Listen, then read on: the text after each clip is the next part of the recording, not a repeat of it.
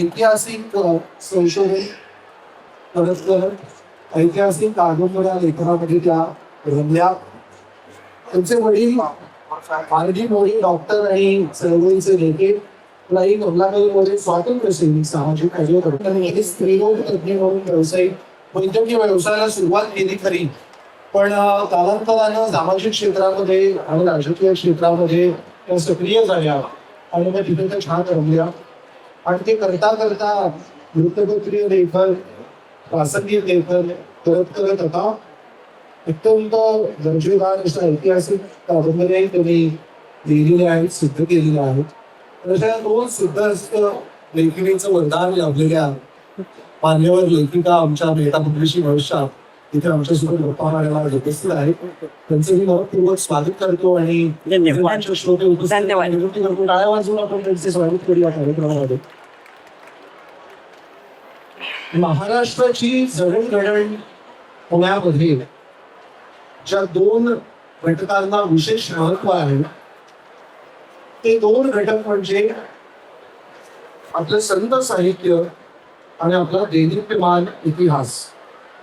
म्हणजे 350-400 वर्ष घडला की जी जुनी राजवट महाराष्ट्रावरती चालवली होती त्या काळ्या अभिन्न अंधारातून स्वातंत्र्याचा सूर्य प्रज्वलित करण्याचे आणि चळवळीचा अंधार इथल्या मावळामध्ये चेतवण्याचं कार्य जर कोणी केलं असेल तर ते आपल्या संत स्वच्छतांनी केलं.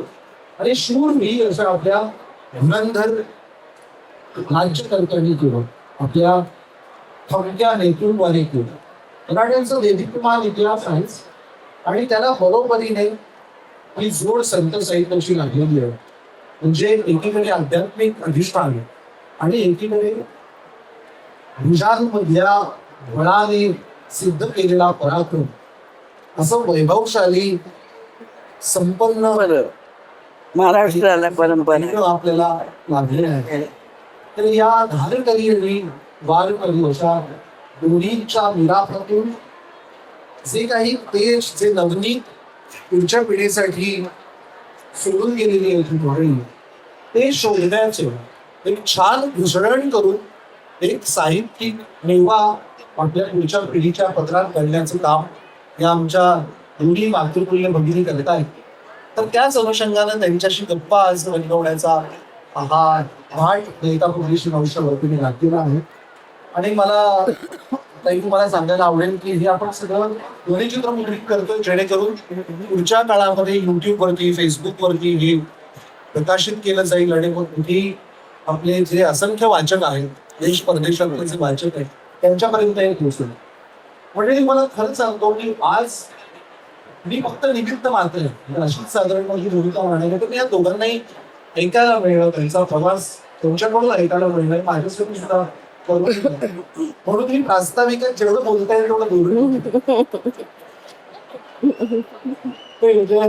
मंत्रीचा थोडा वाढवला ठेवला. खरंच एक अत्यंत विविधता संपन्न असे दोन व्यक्ती इथे आहेत.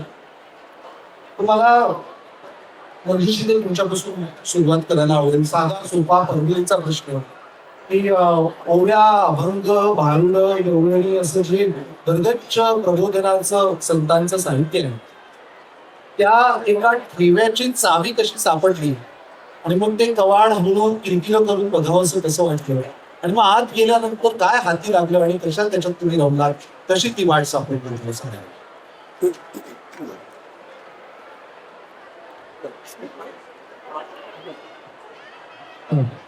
नमस्कार. मेहता पब्लिशिंग हाऊस यांनी आज आमच्या वाचकांच्या भेटीसाठी आम्हाला करण्याचा खूप आनंद आहे. मी सर्वप्रथम माफी मागते तुमची, कारण आज माझा आवाज ठीक नाही आहे, खूप खोकला झालेला आहे थंडीमुळे. तरी सुद्धा मला बोलायला आवडेल.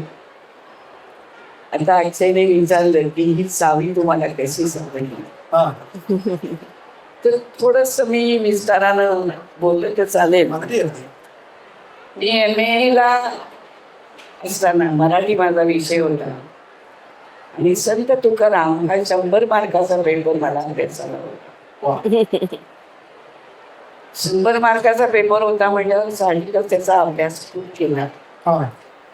आणि तो करत असताना एक गोष्ट प्रकर्षाला लक्षात आली की जगद्गुरु असं स्थान आणि लोकांच्या हृदय सिंहासनावरती गेली 400 वर्ष विराजमान असलेले संत तुकाराम, हा. त्यांच्या पत्नी मात्र अत्यंत उपेक्षित, हा. इतक्या उपेक्षित की त्यांच्याबद्दल इतिहासाच्या कुठल्याही पुस्तकात, संशोधनात 2च वाक्य. हा. पुणे परगण्यातील लोहगाव येथील सदन सावकार अप्पाजी गुळवे यांची मुलगी हा. ही तुकोबांची दुसरी पत्नी होती. आवलीचा विषय सगळ्यांनी आजच्या माहितीत संपवला नाही तर आमचे कीर्तनकार, कथेकरी बुवा, हा. चित्रपट, नाटक, अभ्यासक या सगळ्यांनी आवलीला भांडखोर, कर्कशा, गर्गशा असे ताम्रपट दिले. हे सगळं अभ्यास करत असताना लक्षात येत गेलं आणि कुठंतरी असं वाटत गेलं की जन्माला तर भांडखोर म्हणून कोणी येत नाही, बरोबर. भांडखोर म्हणून कोणी जन्म घेत नाही. मग का बरं ही अशी इतकी भांडत असेल हा. हा प्रश्न आणि ही आवली 15 वर्ष मला त्रास देत राहील. बापरे. अर्थात तोवर मी फार काही लिहित नव्हते, त्यामुळं हे धाडस आपण करावं की नाही हा. असा एक प्रश्न होता. बरं. आणि खूप मोठमोठ्या लेखिका त्यावेळेला मराठी भाषेमध्ये लिहित्यावर मी वाट बघत होते त्यातलं कोणीतरी लिहिल, पण कोणी लिहिलं नाही आणि शेवटी मलाच लिहावी लागली.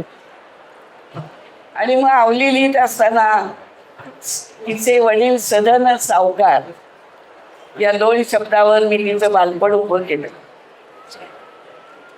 आणि नंतर तुकोबांशी तिचा विवाह झाल्यानंतरच्या तर काही कथा आपल्याला माहितीच होत्या. पण मात्र लिहित असताना एक गोष्ट सतत विचारात घेतली की ती का भांडत असे. हा.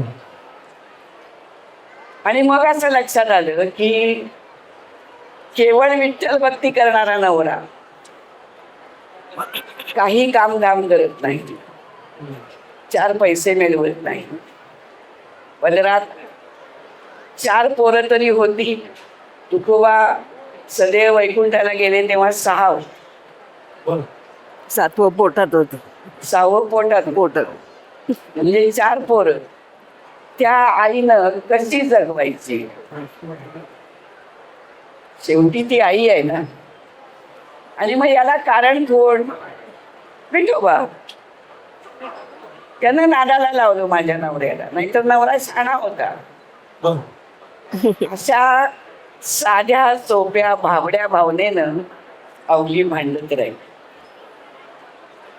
पण तिला काय माहिती हो, इतिहासकार, कथेकरी बुवा, कीर्तनकार आपल्याला असे ताम्रपट देतील. 600-700 वर्ष झाली अवलीला हाच ताम्रपट सगळ्यांनी दिला होता. मी थोडंच अभिमानानं सांगेन की जेव्हा माझी कादंबरी मेहतानी मार्केटमध्ये आणली त्याच्यानंतर कमीत कमी मला 200 पत्र आली बापरे. की तुमची कादंबरी वाचल्यावर अवलीकडे बघायचा आमचा दृष्टिकोन बदलला. वा. अजूनही फोन येतात, अजूनही पत्र येतात.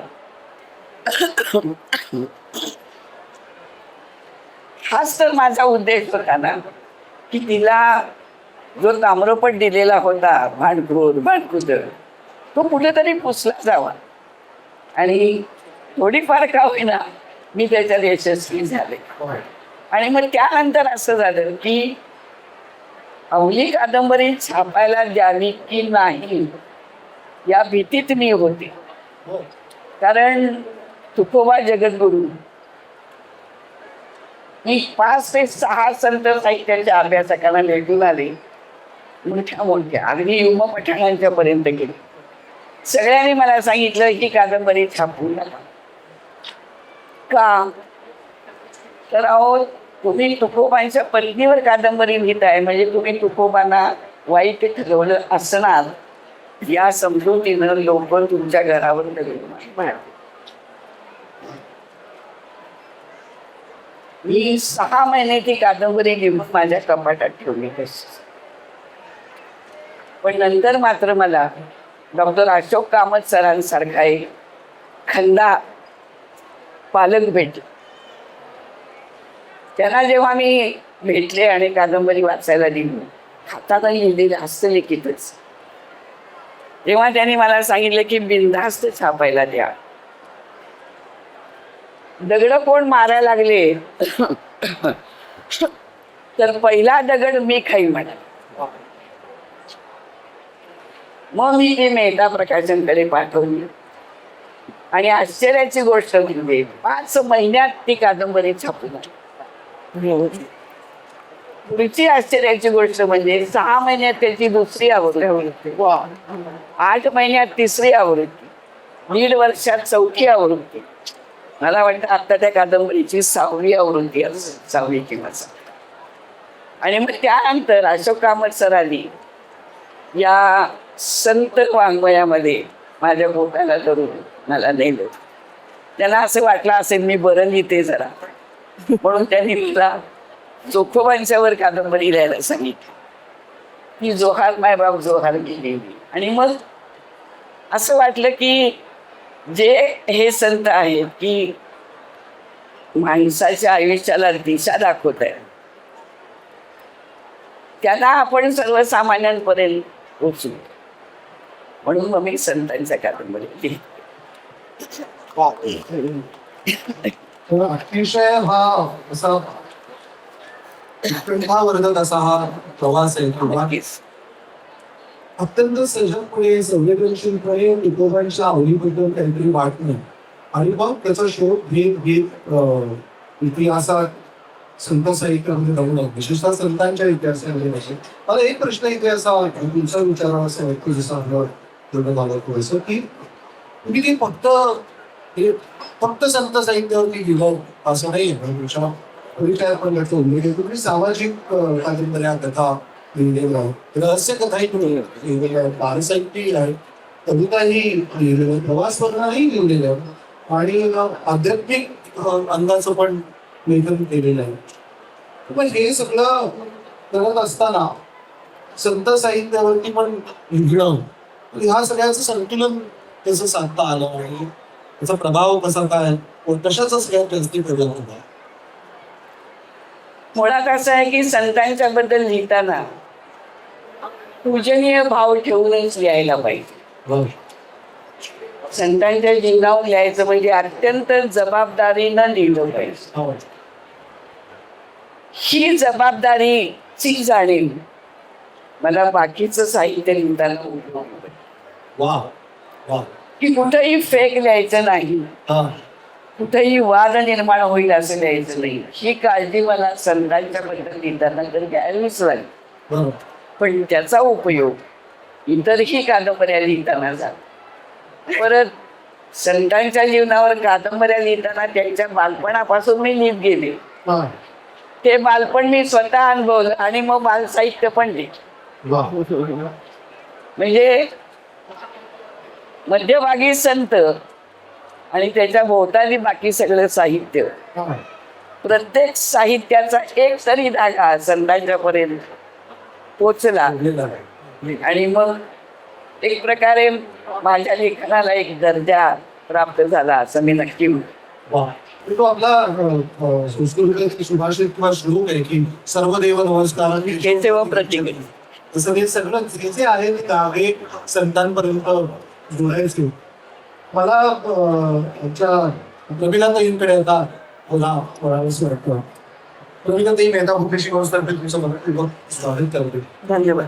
मला तुमच्याबद्दलची जी प्राथमिक माहिती मिळाली तेव्हापासूनच एक मला म्हणजे तुमच्या नावामध्ये डॉक्टर आहे तुम्ही साहित्य क्षेत्रात वावरता पण आत्ताच हाती आलेल्या माहितीनुसार ही डॉक्टरी साहित्य क्षेत्रातली नाही आहे हा ती MBBS मधली वैद्यकशास्त्रातली डॉक्टरी आहे आणि त्यातली स्त्री रोग तज्ञ तुम्ही गायनॉलॉजिस्ट तुम्ही आहात ते हातात काय शस्त्र. हे सगळं असताना हा तर अचानक तलवार ढाली वगैरे कसं काय ते कसं काय घ्यावं असं वाटलं का हा कोल्हापूरच्या पाण्याचा गुण आहे का काय नक्की हा कसं वळणार इतिहास संशोधनाकडे आणि बोलण्याकडे मेटा पब्लिशिंग हाऊसचे प्रथम धन्यवाद. हा आपणही खूप छान कोणचं विचारताय आपलेही धन्यवाद. मी डॉक्टर हो गायनेकोलॉजिस्ट ते तर खरंच, हो पण माझी आई इतिहासाची अभ्यासक होती हो आणि तिला लिहायचं होतं काही. स्वातंत्र्य सेनानी पण होते. हो, स्वातंत्र्य सेनानी पण होत्या. हो. हो, आणि सामाजिक कार्यकर्त्या होत्या. खूप मोठं काम होतं त्यांचं. पण नंतर त्यांना असं वाटलं की आपण मराठ्यांच्या इतिहासावर त्यातल्या त्यात ज्या फारशा लोकांच्या पर्यंत पोहोचलेल्या नाही आहेत अशा व्यक्तिमत्वांवर काहीतरी लिहावं. बरं. तिचे गुरु नर फाटक साहेब होते. बरं. तर त्यांनी सांगितलं की तसं जर तुम्हाला लिहायचं असेल म्हणजे मिडिवल पिरियड शिवाजी महाराज आणि त्यांच्या आधीचा काळ तर तुम्हाला 12व्या शतकापासून सुरुवात करायला पाहिजे. तिथपासून सगळा अभ्यास करा, थोडंसं लिहा, मग मी सांगेन की तुम्ही लिहू शकता की नाही. बरं. आणि मी लहान होते, आईच्या बरोबर गेले आणि आईने बरंच काही काही नोट्स वगैरे काढल्या आणि नशिबाने मी त्यावेळेला आईच्या बरोबर गेले होते फटाक साहेबांना भेटायला, म्हणजे आम्ही दोघीच होतो. हा. आणि त्यांनी ते सगळं वाचलं हा. आणि एका शब्दात सांगितलं किंवा एका वाक्यात सांगितलं की हा तुम्ही लिहू शकता, जा. बरं. बस. पण बरं लिहिलं चांगलं लिहिलं नाही, अजिबात नाही. काही असं.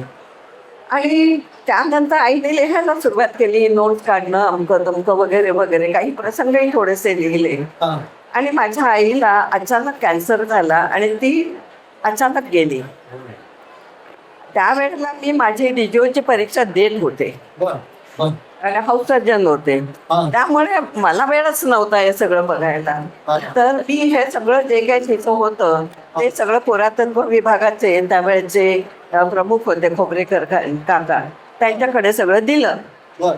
नंतर काही काळानंतर माझी मुलं मोठी झाली, मला थोडीशी सवड मिळाली. हा. तर तेव्हा मी विचारलं, माझे वडील आजारी होते तेव्हा काका आले होते, म्हटलं बाबा कोणी काही केलंय का त्याच्यावर. हो. ते म्हणाले असल्या ह्याच्यावर कोण करेल, किती अभ्यास करायला पाहिजे, एक तर संदर्भ नाही, तुम्ही 14व्या 15व्या शतकाबद्दल लिहिताय वगैरे वगैरे. तर म्हटलं काका मला देता का, मी थोडासा प्रयत्न करते.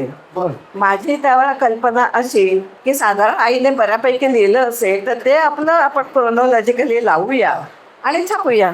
बरं. मग माझ्या लक्षात आलं की या सगळ्या नोट्सच आहेत, मग मला अभ्यास करायला पाहिजे.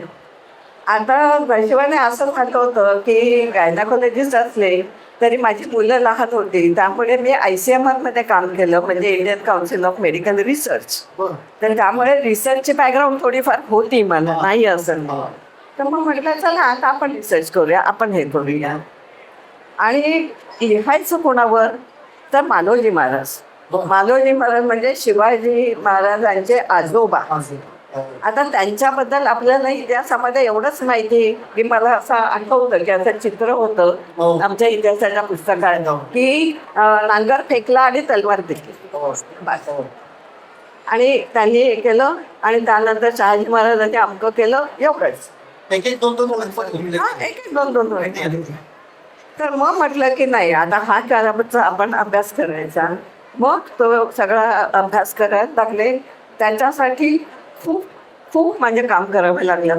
बरं, दुसरं असं की मी कादंबरीकार नाही, म्हणजे ललित लेखन कधी त्याच्या आधी केलं नव्हतं. मेडिकल थिसिस लिहिणं आणि ते कॉन्फरन्सेसमध्ये वाचून दाखवणं एवढं माहिती. तर त्यामधनं मग थोडं थोडं लिहायला सुरुवात केली. तर त्याच्यामध्ये मला करता कैलास असेल, शिवाजीराव सावंत यांनी खूप मदत केली. मदत केली म्हणजे मला एवढंच सांगितलं की एक तर संवाद लिहिले पाहिजे, व्यवस्थित हे केलं पाहिजे, छोटी वाक्य कर, एकच शब्द परत परत म्हणजे समानार्थी शब्द तर एका पानावर आला असेल तर तो परत येता कामा नये. मराठी भाषा आपली इतकी समृद्ध आहे की प्रत्येक शब्दाला आपल्याकडे 10 प्रतिशब्द आहेत. तर ते सगळे शोधून काढ, त्याप्रमाणे हे कर आणि त्याप्रमाणे तू लिहायला सुरुवात कर. मग मी एकदा दोनदा काही त्यांना आणून दाखवलं, मग मी स्वतःच लिहायला सुरुवात केली. आणि हे लिहित असताना खूपच त्रास झाला, कारण साहित्यच नव्हतं, म्हणजे संदर्भ नव्हते. आपल्या मराठी इतिहासाचा एक दुर्दैवी भाग असा आहे की मराठी फक्त लढतात, लिहित नाहीत. काही लिहिलेलंच नाहीये. म्हणजे एक लढाई मी आता राजारामच्या ह्याच्यामध्ये घातलेली आहे की जी संताजींनी केली, की ज्याच्यावर म्हणजे संताजी माझे म्हणजे कथानायक नव्हे तरीही त्या लढाईवर मी 20 पानं लिहिली. पण त्याच्यावर आपल्या ह्याच्यामध्ये एक की जोडेरी येथे युद्ध झाले, विजय मिळाला, संपलं. आता ह्याच्याबद्दलची मी माहिती कुठून मिळाली? तर ही माहिती आपल्याला मोगल लोकांच्या जे तवारीखकार होते, म्हणजे तवारीख म्हणजे रोजची तारीख, म्हणजे रोजचे दिनक्रम लिहून आपल्या ह्यांना पाठवायचे. तर ते भीमसेन सक्सेना आहेत, काफी खान आहेत वगैरे.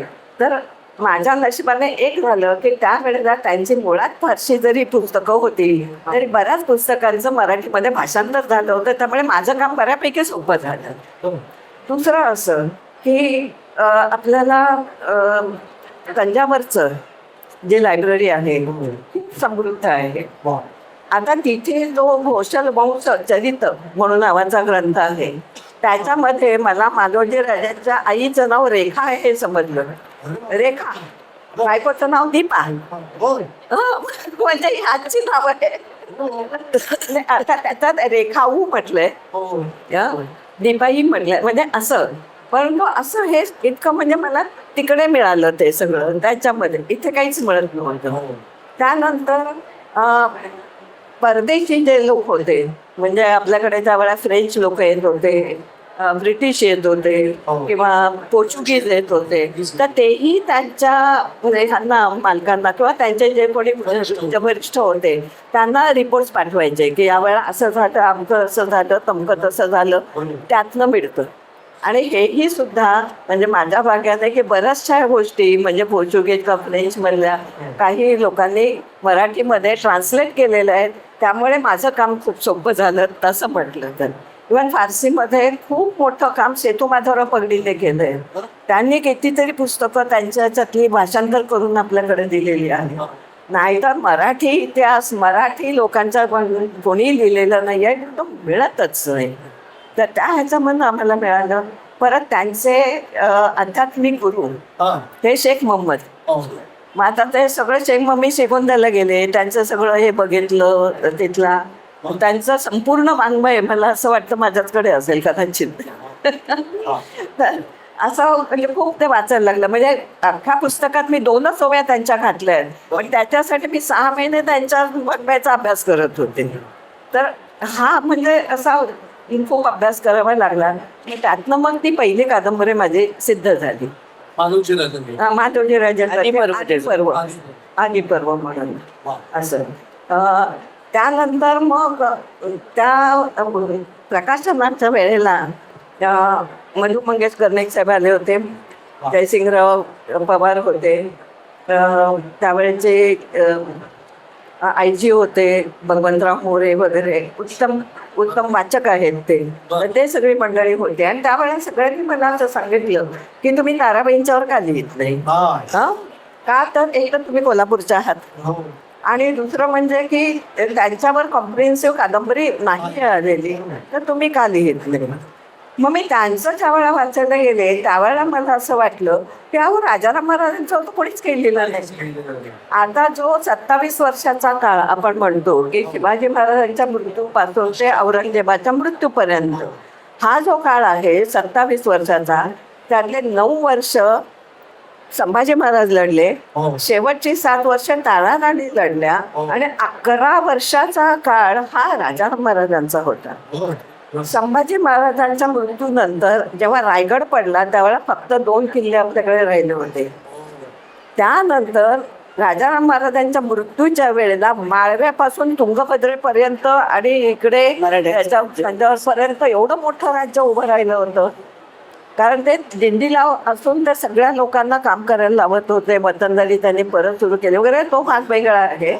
तर हे एवढं सगळं काम करणाऱ्या माणसाचं काहीच उरले मी काहीच नाही. आम्ही फक्त एकच वाक्य ऐकलेलं की संभाजी महाराजांचा मृत्यू झाला, त्यानंतर राजाराम महाराज गादीवर आले, ते जिंजीला गेले, त्यानंतर परत आले आणि वाढले आणि त्यानंतर ताराराणी आला. संपलं. 3 वाक्यामध्ये इतिहास. मग म्हणून मग मी त्यांच्याबद्दलचं लिहिलं.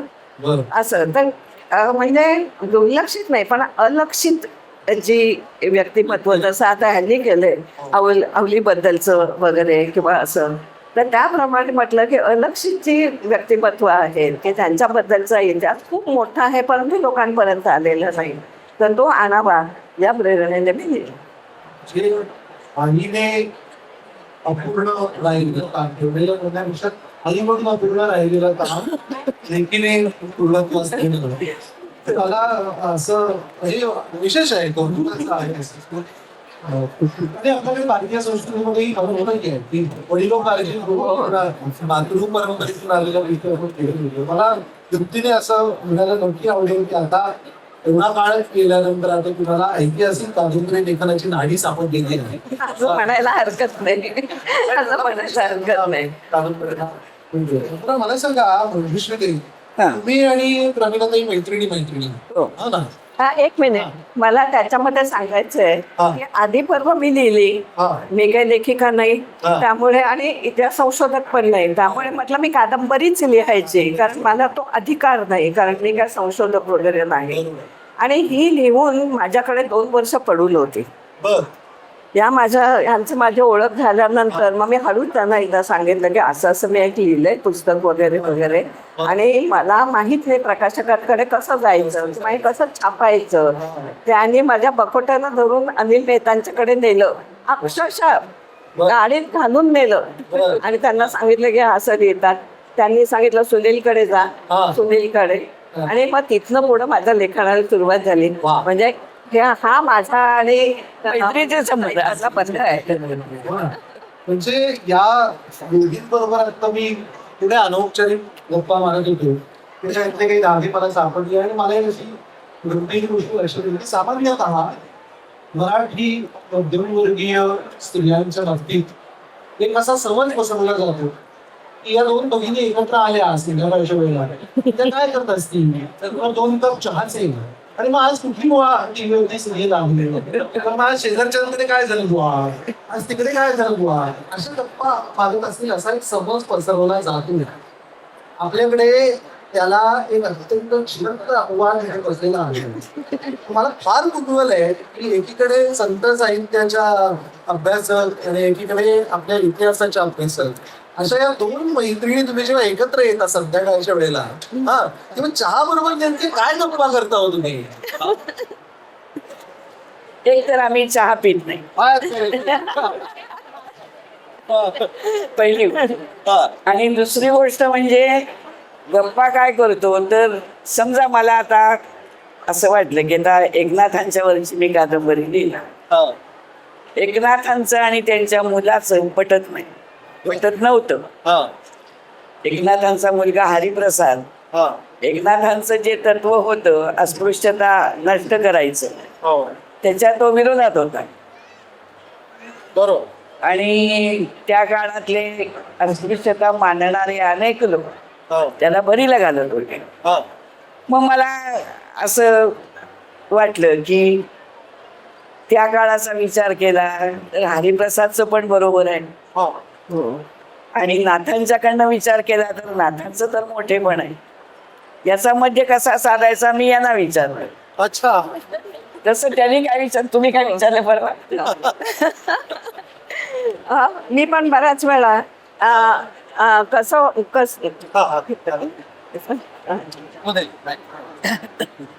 हा हा कसं होतं की आपण ज्या वेळा राजकीय व्यक्तिमत्व पाहतो तर त्यांच्यामध्ये बऱ्याच वेळा वाद विवाद असतात. हा आता म्हणजे आपल्याला माहित नसेल पण संताजींनी प्रत्यक्ष राजाराम महाराजांच्या विरुद्ध बंड केलं होतं. हो. एकमेकांची लढाई केली होती हो. आणि राजाराम महाराजांना चक्क कैद केलं होतं. आता प्रश्न माझ्या समोर असा की मला ह्या संपूर्ण ह्याच्यामध्ये संताजींच्या वर, कारण त्यांचा एवढा मोठा पराक्रम आणि हे सगळं त्यांच्यावरही मला अन्याय होऊन द्यायचा नाहीये. आणि त्याचबरोबर राजाराम महाराजांची जी बाजू होती हा तर ती, कारण दोघांचं तात्विक भांडण होतं आणि वतनदारी परत सुरू केली ती त्यांना मान्य नव्हती. बरोबर. आणि हे सगळे बाहेरचे लोक, मोगलांच्याकडे गेलेले लोक, वतनासाठी गेलेले लोक, कुठं खिल्लत मिळाली, कुठं काय मिळालं, पैशांसाठी गेलेले लोक, हे कशाला पाहिजेत आपल्याला. हा संभाजींचा स्टँड होता. आणि ह्या लोकांना जर बरोबर घेतलं नाही तर 4-5 लाखांच्या सैन्याबरोबर आपण लढणार कसे, या लोकांना घ्यायलाच पाहिजे बरोबर. हा राजा महाराजांचा स्टँड होता. तर या सगळ्यातनं म्हणजे दोघांच्याही वर अन्याय न होता हा संघर्ष मी कसा लिहू, ही चर्चा मी यात म्हणजे कसं होतं, त्या थर्ड पर्सन विचार करू शकतात. तसा त्यांच्या मुद्द्यावरती मी थर्ड पार्टी म्हणून विचार करू शकते, एक सामान्य वाचक म्हणून. वाचकाला काय वाटेल की एकनाथांना दोष दिलेला आवडेल नाही, हरिप्रसादला दोष दिलेला आवडेल नाही, तसं राजाराम महाराजांच्यावरती काही बालंट आलेला आवडेल नाही, संताजीवर आरोप केलेले आवडतील नाही. मग यातला सुवर्णामध्ये कसा काढायचा असं किती म्हणजे अलौकिक दृश्य असेल. म्हणजे 2 मैत्रिणी बसून सुवर्ण मध्ये कसा काढावा एखाद्या वादाच्या प्रसंगावरती त्याचा विचार करतो. नक्कीच नक्कीच असे वारंवार क्षण तुम्हाला लागून एवढ्याच तुम्हाला वारंवार असे वादाचे प्रसंग कादंबरीत यावेत असं म्हणताय का आमच्या गप्पा वारंवार असं म्हणताय. दोन्ही झाले तरी वाचकांच्या पाहिजे आणि मी वाचकांच्या पाहिजेच विचार करणार नाही. म्हणजे वादाचे नसतील कदाचित पण संवादाचे, सुसंवादाचे प्रसंग असे वारंवार येत असतात. त्याचं कारण सर्व असं आहे की आमच्या मंजुश्रीताईंनी जवळजवळ 10 संतांवरती कादंबरी स्वरूपात लेखन केलेलं आहे. म्हणजे जवळजवळ सगळे महत्वाचे संत त्यांच्या लेखणीतून त्यांनी साकारलेले आहेत. तर मला हा दादा पुढे नेताना असा प्रश्न विचारायचा असतो की 10 संत निवडल्यानंतर त्यांच्या समग्र वाङ्मयाचा, त्यांच्या सगळ्या जीवनपटाचा अभ्यास कसा काय केला आणि कादंबऱ्याच का लिहाव्याशी वाटलं. मी पहिल्यांदा तुमच्या दुसऱ्या प्रश्नाचं उत्तर देते की संतांच्या जीवनावर कादंबऱ्याच का लिहायचं. हो. ज्यावेळी डॉक्टर अशोक कामत सरांनी मला पुणे विद्यापीठात परिसंवादासाठी बोलवलं, बर त्यांचे थोडासा गैरसमज झाला की मी बरं बोलली आवली म्हणून. बर म्हणून चोखोबांच्या वरती परिसंवाद होता पुणे विद्यापीठात, त्यांनी मला बोलवलं. आता एक तर आम्ही कोल्हापूरकडची अर्धवट माणसं, त्यात पुणे विद्यापीठात आम्हाला बोलवले म्हणल्यानंतर जरा थक्कत होण्यासारखा भाग होता. त्यात कामत सरांनी रेकमेंडेशन केलेलं, माझ्यावर केवढी जबाबदारी होती बघा विचार कर. मग त्यात माझ्या बरोबर जे परिसंवादात भाग घेणारे होते ते सगळे डबल PhD, मी साधी MA. एकेकांचे 2-2 प्रबंध झालेले, एकेकांचे 3-3 झालेले, म्हणजे मी अडाणीच की त्यांच्याकडे. त्यात कोल्हापूरकडचे म्हणजे काय विषय नाही. मी असा विचार केला की कामत सरांच्या नावाला धक्का लागता कामा नये. आणि मी चोखोबाचा इतका अभ्यास केला की या सगळ्या मैत्रिणी मला म्हणायला लागल्या, तू तुझ्या मुलाला पण चोखोबा म्हणून हाक मारत असेल. निबंध मला वाचायचा होता परिसंवादात, अर्धा तास वेळ होता. मी निबंध तयार केला, वाचला आणि कामत सर नंतर असं म्हणाले, कसा आहे आमचा कोल्हापूरचा ढाण्या वाघ म्हणाले, सगळ्यांच्या तोंडाला फेस आणला की नाही म्हणाले. त्यावेळी माझ्या लक्षात असं आलं की संतांच्या जीवनावरती कमीत कमी लाखभर लोकांनी PhD केलेली आहे नुसत्या महाराष्ट्रात. हा. पण ते PhDचे प्रबंध विद्यापीठाच्या कक्षेबाहेर येत नाही. बर बर. विद्यापीठाच्या प्रिमायसेस बाहेर PhDचा प्रोजेक्ट जात नाही. कपाटात बंद. शिक्का मारला की कपड्यात बांधायचा की कपाटात. बर. मग संतांच्या बद्दल माहिती लोकांना कशी कळणार? हा. मग त्याला माध्यम काय? तर ललित लेखन. हो. कादंबरी जर आपण लिहिली तर लोक वाचतील तरी. मी म्हणजे 100 नाही 10 तरी वाचतील. घरात वाचतात. हा.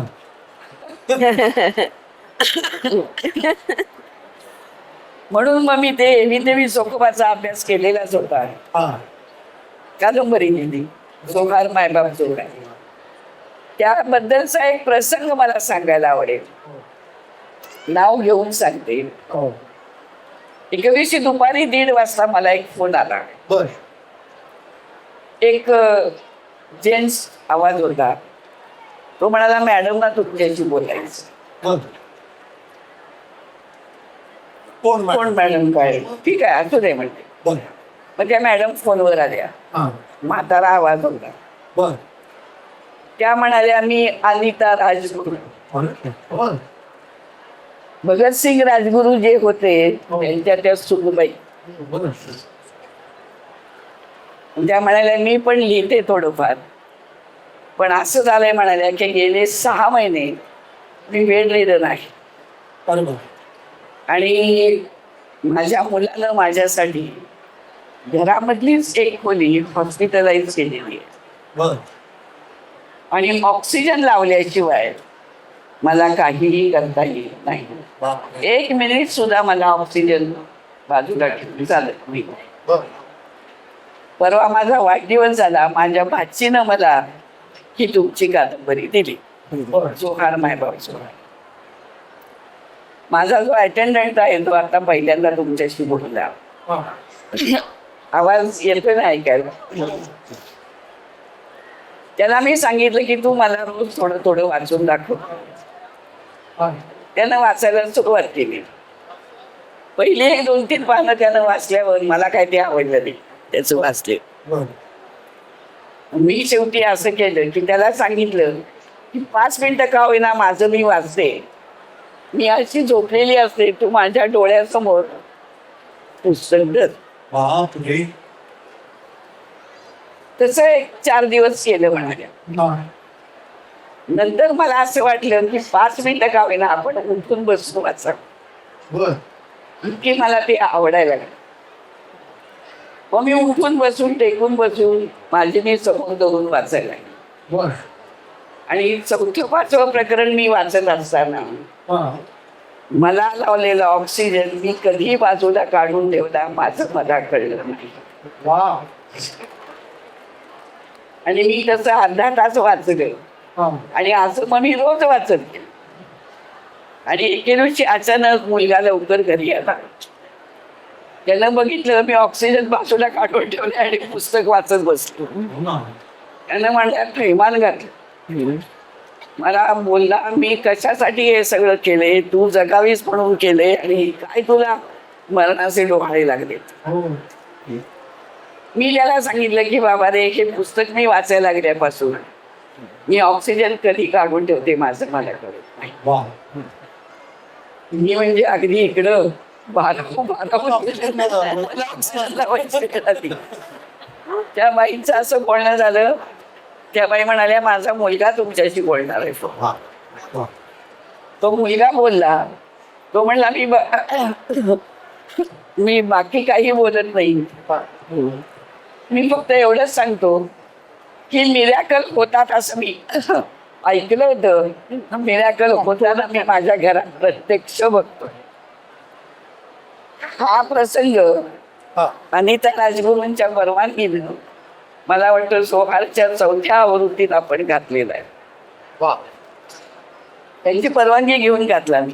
वा. ते आता आहेत की नाही माहित नाही कारण तेव्हा ते 80 वर्षाच्या होते. बरोबर. पण म्हणजे तो जो एक महाभारतामध्ये श्लोक आहे, न त्वं कामये राज्यं न स्वर्गं न पुनर्भवम कामये दुःख तत्वानां प्राणिनामार्थीनाशम. म्हणजे मला पुनर्जन्म नको, मला स्वर्ग नको, दुसऱ्याचं दुःख कमी करण्याची शक्ती मला आहे. वा. मला वाटतं ती थोडीफार शक्ती आम्हाला परमेश्वराने दिलेली आहे असं म्हणायला हरकत नाही. असं होतं म्हणजे बोलता बोलता आपण हे हास्य विनोद करत गमती गमतीने एक एक प्रश्न पुढे घेत असतो. पण या सगळ्याला एक गांभीर्याची मोठी डूब लागलेली असते. म्हणजे आम्ही नेहमीच असं बोलताना असतो की लेखन, त्याचा अभ्यास, चिंतन ही सोपी सहज साध्य गोष्ट जरी वाटत असतो बरोबर, तरी ती तशी नाही आहे. अत्यंत गांभीर्याने करायची. आणि आता तुम्ही विचारलं की अभ्यास, संतांची माहिती जास्त कुठेच नाही, फक्त जन्मस्थान, फार फार तर कोणाकोणाच्या आई वडिलांचं नाव आणि एवढंच. हो. पण सगळ्या संतांचा अभ्यास मला त्यांच्या गाथेमधून मिळाला.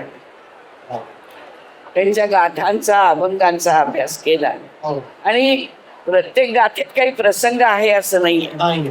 पण हा अभंग लिहिताना काय प्रसंग घडला असेल हा. हा विचार आम्हाला करता आला, हे आम्हाला संतांचे आशीर्वाद आहे. वा. म्हणजे साधारण आजच्या भाषेत सांगायचं तर टेलिपोर्टच करून देत नसतं त्या काळामध्ये. अगदी.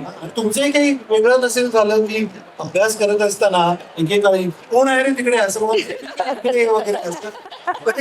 म्हणजे इतिहासाचा अभ्यास करता. माझ्या एक मैत्रीण आहेत मेधा भास्करन म्हणून, त्या इंग्लिशमध्ये पुस्तकं लिहितात. हो माहिती आहेत आपल्याला. तर मी बऱ्याच वेळा अडकले की त्यांनाही फोन करते असं, कारण त्यांनी ताराराणींच्यावर पुस्तक लिहिलंय आणि आता सध्या मी ताराराणींच्यावर पुस्तक लिहितेय. तर त्यांची 350वी जयंती आहे, त्या निमित्ताने मला लिहायला सांगितलं. तर खूप ठिकाणी काही कळतच नाही. तर त्यावेळेला मग मला एकदा वेदांताई म्हणाल्या, असं करा ना की त्या वेळेला त्या प्रसंगात स्वतःला घाला आणि मी काय केलं असतं असा प्रश्न विचारा स्वतःला आणि पुढे जा. म्हणजे अडून बसू नका, कारण मी खरंच अडून बसते. म्हणजे आता गेल्यावर काही महिने यांना माहिती आहे, 3-4 महिने मी 2 महिन्याच्या इतिहासात अडकलेले. एवढं वाचते कारण त्यांचा शेवट आता मला जवळ आलेला आहे. आणि पानिपतानंतर, नानासाहेबांच्या मृत्यूनंतर वगैरेचा हा जो सगळा काळ आहे, तर तो अभ्यास करायला मग परत मला माधवराव वाचायला लागले. मग माधवरावांची पुस्तकं गोळा करा, मग ते वाचा. माधवरावांची करिअर त्यांच्या आयुष्य फक्त 3 महिन्यांची, पण मी गेले 4 महिने वाचते.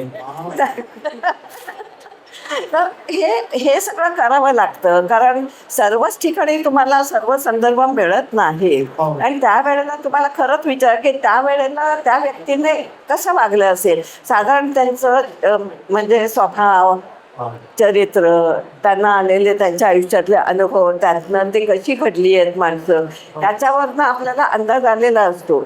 आणि त्यामुळेच मग त्यावरनं आपण अंदाज करायचा या प्रसंगात ते कसे वागले असेल. आता मी तिथे असेल तर मी काय आदेश देईन करेन वगैरे.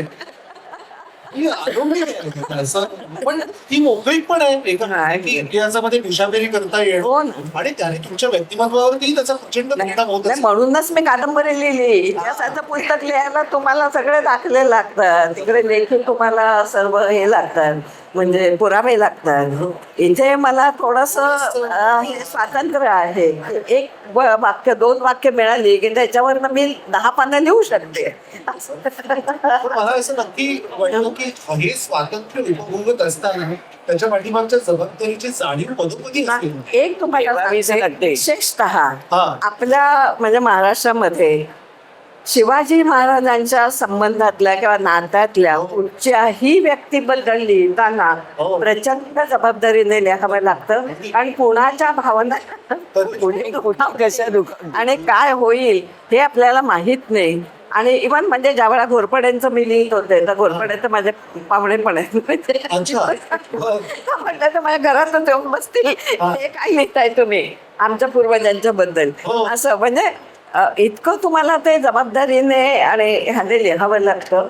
आणि कारण आपल्या भावना विशेषतः ऐतिहासिक व्यक्ती असतील किंवा संतांच्या बद्दल इतक्या आपल्या टोकदार आहेत आणि भावनाशील लोक आहोत आपण मराठी सगळेच लोक. त्यामुळे मराठीचं वैशिष्ट्य पण आहे. हो आहे, संवेदनशील असणं. नक्कीच आहे. हो. तर त्याच्यामुळे त्याचं भान फारच ठेवावं लागतं, हे मात्र खरं आहे. वा. म्हणजे भान ठेवायला लागतं. याच्यावरून एक छोटासा किस्सा सांगते. विदर्भामध्ये माझं व्याख्यान होतं जनाबाईंच्यावर, दोन. आणि व्याख्यान देताना मी असं सांगितलं की जनाबाईंचं थोर पण कशात आहे, त्या विठ्ठलाच्या भक्तंदर होत्याच, हो. उत्कृष्ट अभंगकर्त्या होत्या. हो. पण त्या काळात म्हणजे 12व्या शतकात मातंग समाजातली एक स्त्री, हो. की ज्या काळात स्त्रीला स्वयंपाकघराच्या बाहेर सुद्धा येऊ येत नव्हतं, हो. कुठल्याच जातीचं, हो. ते ब्राह्मण असू दे, मराठा असू दे, तर राजघराण्यातली असू, हो. स्त्री, आणि ती सुद्धा मातंग समाजातली, की तिच्या जवळपास सुद्धा अक्षर फिरकलेली नव्हती, हो. अशी स्त्री विठ्ठलाची भक्ती करतोय, अभंग रचना करते, आणि 800 वर्ष आम्ही ते अभंग ऐकतोय. बरोबर. अहो, मला भाषण संपल्यावर 50 लोकांनी घेराव घातला. बापरे. जनाबाई मातंग समाजाच्या कसा म्हणताय म्हणाले ते. अरे. तसं लिहिलेलं आहे इतिहासामध्ये, मी कशाला म्हणू, माझं काय म्हणतोय.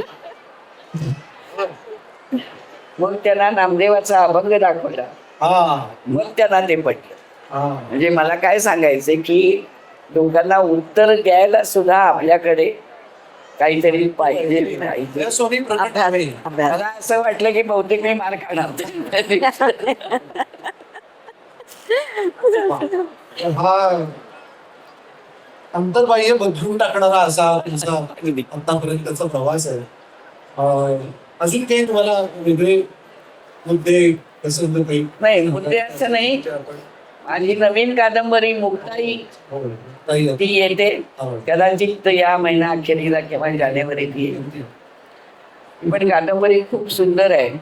मुक्ताबाईंच्यावरती खूप लोकांनी लिहिले, पण माझा थोडासा वेगळा फोटो असतो. बरं. पारंपरिक असं मी लिहित नाही. बरं. तसं आता रवींद्रताई म्हणाल्या तसं परकाया प्रवेश करून आम्ही लिहितो. की या प्रसंगी आता तो ज्ञानेश्वरांचा एक ताटीचे अभंग त्यांनी गायले, तो प्रसंग आहे, तो जगप्रसिद्ध प्रसंग आहे. हो. पण तरी सुद्धा मी त्यात मांडताना तो वेगळ्या पद्धतीनं मांडला. बरोबर. कारण बाकीचे लिहितात तेच आपण कशाला लिहितो, बरोबर. आपले काहीतरी वेगळे पण असलं पाहिजे. म्हणजे मुक्ताई येते, ताराराणी येते. पण यांची ताराराणीवरची पण कादंबरी येते, रणरागिणी.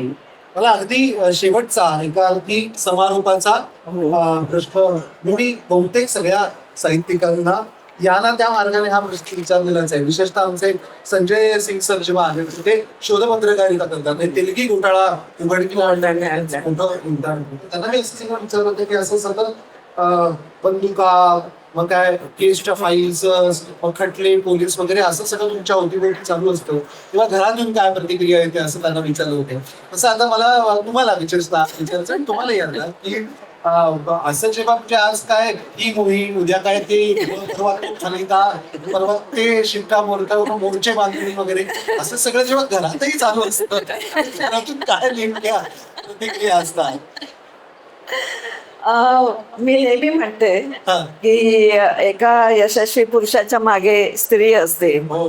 तर एका यशस्वी किंवा लेखिका स्त्रीच्या मागे अख्खं कुटुंब असतं.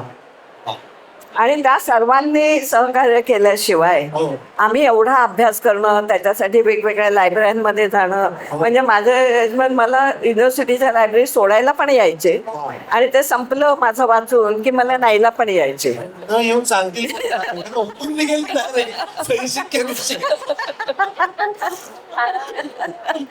तर हे असं इतकं सहकार्य घरातनं पण असणं, आणि कुठचंही पुस्तक तुला विकत घ्यायचंय कितीही किमतीचं असू दे घे, म्हणजे हे पण एक आर्थिक स्वातंत्र्य अर्थात मला स्वतःला आहे, पण तरी सुद्धा असं असं असं हो सायुज्य भाव त्याच्यात हो हो. तर ते अतिशय माझ्याही बाबतीमध्ये म्हणा किंवा यांच्या ताईंच्या बाबतीमध्ये म्हणा, तर ते तर असावंच लागतं कारण त्यांच्याशिवाय शक्य नाही. एवढं मवाळ म्हणजे एखादा अभंगच ऐकावं लागेल बुवा एवढं मोठ्या पण एखादं ऐकावं लागेल. हो, माझ्याकडे एखादा युद्ध प्रसंगच ऐकावा लागेल असंही होऊ शकतं. आणि दुसरी गोष्ट की मी पहिले 2 माझे कथानायक हे पुरुष होते, हो. म्हणजे मालोजी महाराज आणि राजाराम महाराज. हो. आता ताराराणीच्या वर जेव्हा लिहिते हा. त्यावेळेला माझ्यातली सामाजिक कार्यकर्ते थोडा स्त्रीवाद येतो आणि मी नाही म्हणत नाही त्यांच्या बाबतीत. आणि त्याही बाबतीमध्ये मी काही वाद घातलेले आहेत काही जणांच्या बरोबर. काही केवळ म्हणजे शाहू महाराज परत आले ते पुरुष होते म्हणून त्यांना सगळं राज्य द्यायचं आणि ही स्त्री होती म्हणून तिने मात्र घरामध्ये गप्प बसायचं. म्हणजे असं काही गोष्टींमध्ये म्हणजे आपल्या ज्या काही सामाजिक जाणीवा किंवा आपल्या आजूबाजूचं जे वातावरण कुटुंबातलं म्हणा किंवा आजूबाजूचं त्याचाही आपल्या लेखनावर खूप परिणाम होत असतो. मला सविस्तर रुचक अशा या आपल्या गप्पा झाल्या आणि आपलं काही लहान तोंडी मोठा घास घेत कधी थोडाफार केला असेल पण तुम्ही फार सांभाळून घेत छान सविस्तर माहिती दिली प्रवास सगळा उलटून टाकलं. मला अगदी कल्पना आहे की 50-60 मिनिटांमध्ये हे सगळं उलटणं सोपं नाही आहे. त्यामुळे नक्की आपण परत एकदा भेटूया आणि परत दीर्घ पल्ल्याच्या गप्पांमध्ये रमूया असं आशा व्यक्त करतो. मी तुमच्या येऊ घातलेल्या प्रकल्पांसाठी भरभरून शुभेच्छा देतो आणि धन्यवाद व्यक्त करतो. तुम्ही पण आमच्याशी छान गप्पा मारल्या, आम्हाला बोलतं गेले चांगल्या पद्धतीने, ते महत्वाचं आहे. लोकांना ऐकताना पण छान वाटलं. सर्वांचे खूप खूप आभार, धन्यवाद. मी सुद्धा मेधा पब्लिशिंग हाऊस आणि वाटवेसर आपले आणि इथे उपस्थित असलेल्या सर्व श्रोत्यांचे मनापासून धन्यवाद म्हणते.